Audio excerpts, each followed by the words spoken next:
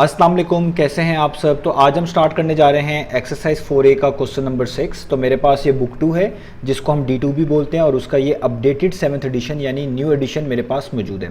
तो इस new addition का ये चैप्टर नंबर 4 चल रहा है। मैंने इस चैप्टर के नेम से एक सेपरेट प्लेलिस्ट बना दी है, उसका लिंक भी नीचे डिस्क्रिप्शन में दे दिया है ताकि आपको इस चैप्टर से रिलेटेड तमाम सोल्यूशंस एक ही जगह पर आसानी से मिल सकें।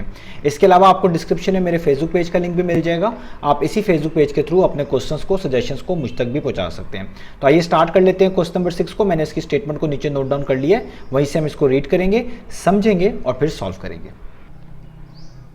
तो अब आपको सामने स्क्रीन पर क्वेश्चन नंबर 6 की स्टेटमेंट लिखी हुई नजर आ रही है। तो मैं यहां पर इसको रीड करने जा रहा हूं। यहां पे लिखा हुआ है इट इज गिवन दैट, यानी आपको बताया गया है, आपको दिया गया है क्या चीज, यूनिवर्सल सेट। जहां पे भी इस तरह का सिंबल बना हुआ है आपने समझ जाना है इससे मुराद यूनिवर्सल सेट है। तो आपको यूनिवर्सल सेट बताया जा रहा है, आगे लिखा हुआ है इक्वालिटी का साइन और कर्ली ब्रैकेट्स के अंदर आपको एक डिस्क्रिप्शन लिखी हुई नजर आ रही है जो कि हमें हेल्प करेगी ये जानने में कि इस सेट में यानी यूनिवर्सल सेट में किस तरह के एलिमेंट्स मौजूद होंगे। एलिमेंट्स किसको बोलते हैं? जो सेट्स के केसेस के अंदर आप ब्रैकेट्स के अंदर लिख रहे होते हैं और उनको कॉमास के जरिए सेपरेट करके लिखा जा रहा होता है, उन्हीं को सेट के एलिमेंट्स कहा जाता है। तो आइए इस डिस्क्रिप्शन को रीड कर लेते हैं। अब स्टार्ट में आप देख सकते हैं यहाँ पे 2 एक्स लिखे हुए और उनके दरमियान ये 2 डॉट्स लगे हुए जो कि रेशियो टाइप सिंबल है। जब भी आपके पास सेट के केस में कोई सेट इस तरीके से रिप्रेजेंट हो रहा हो कि उसके अंदर 2 वेरिएबल्स हो, ये एक्स जो है दोनों वेरिएबल्स हैं और उनके दरमियान इस तरह का डॉट लगा हुआ हो या रेशियो टाइप सिंबल आप कह रहे लगाओ, तो आपने इसको पढ़ना है इस तरीके से। हम इसको पढ़ेंगे, मैं यहाँ पे लिखूंगा भी एक्स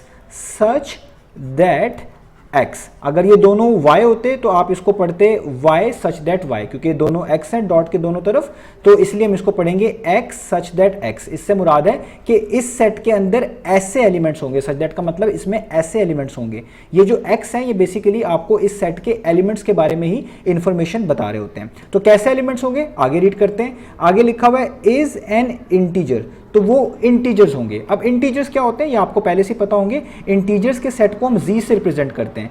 ऐसा सेट जो कि z से रिप्रेजेंट होता है उसी को सेट ऑफ इंटीजर्स बोलते हैं और इसके अंदर पहला एलिमेंट या पहला नंबर आप कह लें 0 आता है, फिर पॉजिटिव नेगेटिव 1 आता है, फिर पॉजिटिव नेगेटिव 2 आता है और इसी तरीके से आगे नंबर्स चलते जाते हैं। ये सारे के सारे नंबर्स सेट ऑफ इंटीजर्स के अंदर आते हैं। इसमें पॉजिटिव भी होते हैं, इसमें नेगेटिव भी होते हैं, इसमें कोई भी फ्रैक्शन वाला, कोई भी डेसिमल वाला नंबर नहीं आता।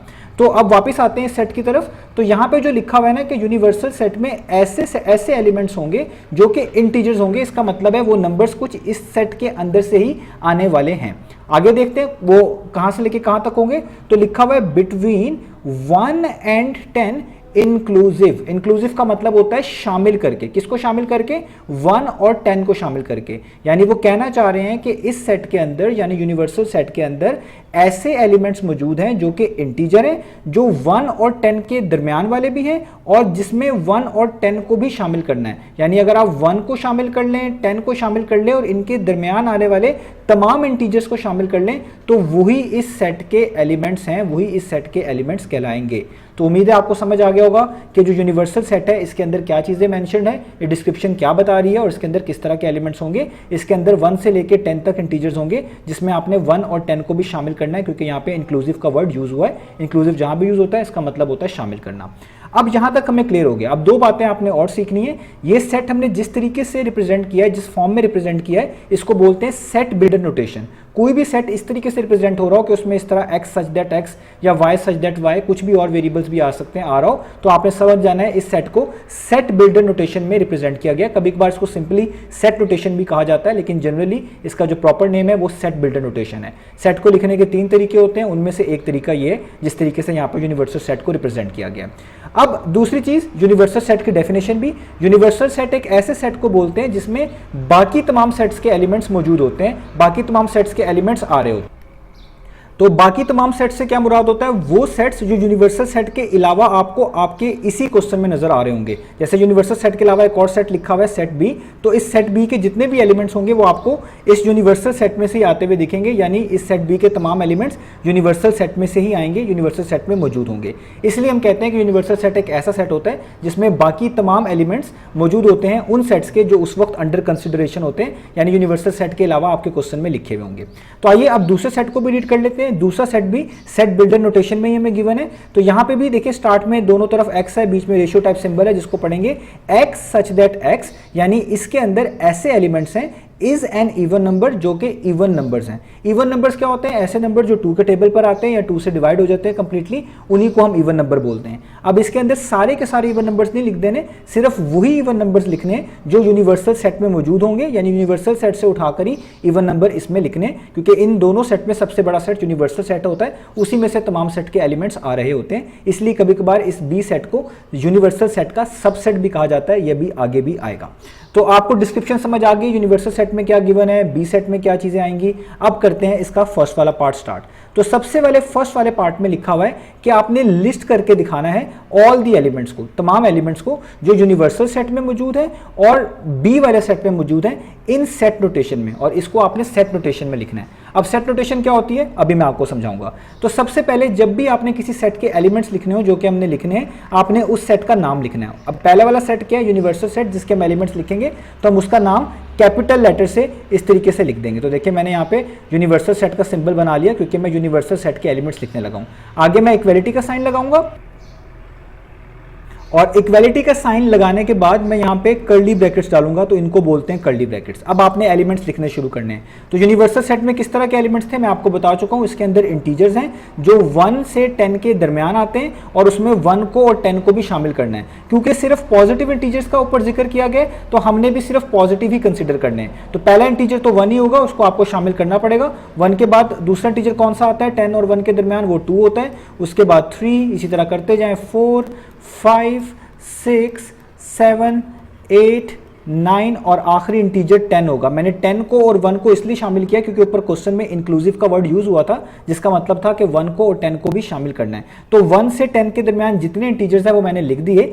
इसी चीज को बोलते हैं सेट नोटेशन, जिसमें आपको कर्ली ब्रैकेट्स लिखी हुई नजर आती हैं और एलिमेंट्स को कॉमर्स के जरिए इस तरह सेपरेट करके लिखा होता है। यही बेसिकली कहा जाता है कि एलिमेंट्स को लिस्ट करने का मेथड, इसी को हम जनरली कभी कभार सेट नोटेशन कह देते हैं। तो यहाँ पे जो सेट नोटेशन से मुराद थी वो यही थी कि आपने यूनिवर्सल सेट लिखना था और सेट के एलिमेंट्स को इस तरह की ब्रैकेट्स में कॉमर्स के जरिए सेपरेट करके लिख देना था। तो यूनिवर्सल सेट के एलिमेंट्स तो आपको सामने पता चल गए। अब लिखने हैं बी सेट के एलिमेंट्स, तो वो भी ऐसे लिखेंगे। हम बी सेट के लिखने लगे हैं, तो बी सेट का जो नाम है, जो कि बी है, उसको कैपिटल लेटर से लिख लेंगे, आगे इक्वालिटी का साइन और इस तरह की कर्ली ब्रैकेट्स डालेंगे। अब यहाँ पे लिखा हुआ था कि बी सेट के अंदर इस तरह के एलिमेंट्स आएंगे जो कि इवन नंबर होंगे। इवन नंबर क्या होते हैं? जो 2 पर डिवाइड होते हैं। अब ये कौन से इवन नंबर लिखने हैं? वो वाले इवन नंबर लिखने जो यूनिवर्सल सेट में मौजूद हैं, इसके अलावा नहीं लिखने, क्योंकि ये बी वाला सेट इस यूनिवर्सल सेट में से ही आएगा, इसी का छोटा सा हिस्सा कहलाता है। तो इसलिए आपने जब भी किसी और सेट को डिफाइन कर रहा होना है और आपके पास यूनिवर्सल सेट मौजूद हो, तो आपने यूनिवर्सल सेट के लिहाज से डिफाइन करना है। तो यानी वो तमाम इवन नंबर जो यूनिवर्सल सेट में है वो आपने पिक करके बी में लिख लेने, वही इस सेट का आंसर हो जाएगा। तो देखिए 1 तो है, सॉरी, इवन नंबर नहीं होता, लेकिन 2 होता है। तो इसलिए बी सेट के अंदर पहला एलिमेंट क्या आएगा? 2। 3 इवन नंबर नहीं होता, 4 होता है, तो 4 को लिख लें। 5 भी इवन नंबर नहीं होता, छोड़ दें। 6 होता है, 6 को भी लिख लें। 7 भी इवन नंबर नहीं होता, 8 होता है, 8 को लिख लें। 8 के बाद आपके पास 9 भी इवन नंबर नहीं होता, 10 होता है, तो 10 को लिख लें। यानी बी सेट के अंदर जो एलिमेंट्स आएंगे वो आएंगे 2, 4, 6, 8, 10। यही बी सेट के एलिमेंट्स है जिनको हमें लिस्ट करने को कहा गया था। तो जब भी किसी एलिमेंट्स को लिस्ट करना हो सेट नोटेशन में, कर्ली ब्रैकेट्स डालते हैं और एलिमेंट्स को इस तरह कॉमर्स के जरिए सेपरेट करके लिख देते हैं। तो यहां पर हमारे पास ये फर्स्ट पार्ट का आंसर हो गया। आपने इन दोनों सेट्स के आंसर को कहीं नोट डाउन कर लेना है, क्योंकि ये आपको भी आगे भी काम आएंगे। अब चलते हैं इसके पार्ट नंबर 2 की तरफ। तो अब आपने पार्ट नंबर 2 करना है। तो पार्ट नंबर 2 को मैं यहाँ पे उसकी हेडिंग डाल लेता हूँ। पार्ट नंबर 2 हम करने जा रहे हैं। तो यहाँ पे पार्ट नंबर 2 की स्टेटमेंट में लिखा हुआ है, ड्रॉ दी वेन डायग्राम्स। आपने वेन डायग्राम बनानी है to represent the sets universal set and set B, यानी यूनिवर्सल सेट और बी सेट को एक वेन डायग्राम के जरिए आपने रिप्रेजेंट करके दिखाना है। अब वेन डायग्राम्स क्या होती है? वेन डायग्राम्स ऐसी डायग्राम्स को बोलते हैं जिनमें सेट्स के दरमियान जो रिलेशनशिप होता है हम वो रिप्रेजेंट करते हैं। इन डायग्राम्स के अंदर हम एक रेक्टेंगल बनाते हैं और उसके अंदर डिफरेंट टाइप्स ऑफ सर्कल्स बनाकर सेट के दरमियान जो रिलेशनशिप होता है उसको शो करते हैं। तो आइए स्टार्ट करते हैं। तो यहाँ पे भी वेन डायग्राम बनानी है। तो सबसे पहला काम आपने क्या करना है? आपने इस तरह का रेक्टेंगल बना लेना है, और जब आप ये रेक्टेंगल बना लेंगे, इसको बिल्कुल इस कॉर्नर के ऊपर आपने यूनिवर्सल सेट मेंशन कर देना है, यानी यूनिवर्सल सेट सेट का सिंबल बना देना है। इसका मतलब ये होता है कि इस रेक्टेंगल के अंदर अंदर जितनी भी स्पेस है, जितनी भी रीजन है, इसमें आप जो भी एलिमेंट्स लिखेंगे वो तमाम के तमाम यूनिवर्सल सेट के ही एलिमेंट्स होंगे। ठीक है, तो ये इसलिए आपने यहाँ पर पहला स्टेप रेक्टेंगल बनाना है और उसके कॉर्नर पे इस तरीके से यूनिवर्सल सेट का सिंबल मेंशन कर देना है। अब आपने देखना है इसके अलावा कौन सा सेट आपको गिवन है, तो हमें तो सिर्फ यूनिवर्सल सेट और बी सेट का रिलेशनशिप शो करवाना है, तो सिर्फ बी सेट गिवन है। और बी सेट मैंने आपकी आसानी के लिए यहाँ पे लिख भी लिया है, हमने पहले वाले पार्ट में इसके एलिमेंट्स निकाले थे, इसमें थे 2, 4, 6, 8 और 10 एज एन एलिमेंट। तो अब हम जब भी रेक्टेंगल बना लेते हैं उसके अंदर सर्कल्स बनाकर डिफरेंट टाइप ऑफ हम सेट्स को रिप्रेजेंट करते हैं। तो क्योंकि यहाँ पे एक ही सेट है तो मैं एक ही सर्कल बनाऊंगा, अगर एक से ज्यादा होते हैं तो डिफरेंट टाइप्स ऑफ सर्कल बनते हैं। तो हम यहाँ पे एक इसी तरह का सर्कल बना लेते हैं। ये मैंने एक सर्कल बना लिया और ये सर्कल रिप्रेजेंट कर रहा होगा बी सेट को। तो यहाँ पे मैं इसके कॉर्नर पे लिख भी देता हूँ बी। इससे मुराद है कि इस सर्कल के अंदर जो एलिमेंट्स लिखूंगा वो सिर्फ बी सेट के होंगे। ऑब्वियस बात है वो यूनिवर्सल सेट के भी होंगे क्योंकि यूनिवर्सल सेट से ही हमने पिक करके लिखे थे।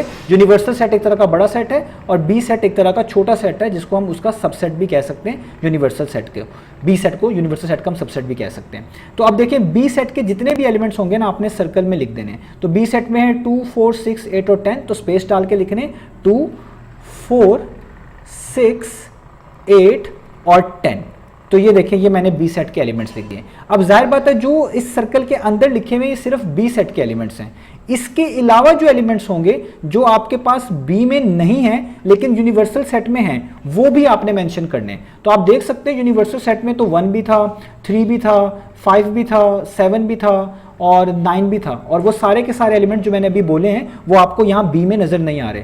तो बी सेट के अंदर वो एलिमेंट्स जो यूनिवर्सल सेट में मौजूद हैं लेकिन बी में नहीं है वो भी आपने लिखने और वो इस सर्कल से बाहर लिखने होंगे क्योंकि वो बी सेट के एलिमेंट नहीं है, वो यूनिवर्सल सेट के एलिमेंट्स हैं। तो आइए लिख देते हैं। आप किसी भी जगह पे लिख सकते हैं लेकिन स्पेस डाल के लिखिएगा कि वो कंफ्यूजिंग ना लगे। तो जैसे 1 आप देख सकते हैं यूनिवर्सल सेट में है, बी सेट में नहीं है तो यहाँ पे 1 लिख लें।